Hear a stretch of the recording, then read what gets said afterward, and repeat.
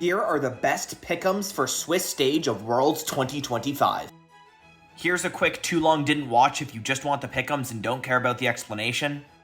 On to the explanation. Gen G is going 3-0 because I think they're the favorites to win the whole thing, and I think they're going to come out swinging. I don't know if they'll actually win everything, but I think in best of ones, they have the chance of just completely steamrolling lower tier teams. Additionally, I think that they're one of the teams that have lower amounts of champ pools, so in shorter games, they're going to absolutely dominate. It's once you get to games 4 and 5 where I think Chovy's champ pool starts to thin a little bit. He's not as effective on as many champions as the other mid laners like Knight is. PLG 3-1 is a safe bet because they're a very explosive team. They're still very strong, but I think they can drop a best of 1 randomly, right? They're not the type of team to play flawlessly. They might drop a random best of 1, but I think they'll comfortably go through 3-1. 3-2 is where it gets tricky because a lot of this is luck, but I think AL is the type of team that could definitely push through 3-2.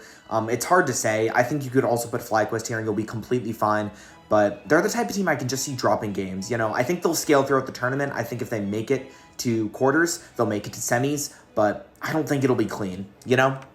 As for the 5 unspecified teams, I think T1's a safe bet. You know, they're always going to make it to quarters. It is what it is, even if they looked bad in summer. They'll level up. That's just what they do at Worlds. HLE is a pretty safe bet. They look like one of the top teams at the tournament, and unless they get the worst draw ever, I think they're definitely making it. FlyQuest is the best Western team, and I just don't really believe in KT. I think they're going to flunk out. I don't think they're frauds, to be honest. And also, region killing is pretty likely, so KT being region killed is definitely possible. As for TES and CFO, I think CFO is better than G2, so I think in terms of luck of the draw, if they face each other, CFO will pull ahead, and TES is just one of those teams where I have faith that they'll make it to quarters and then choke. That's just what TES does.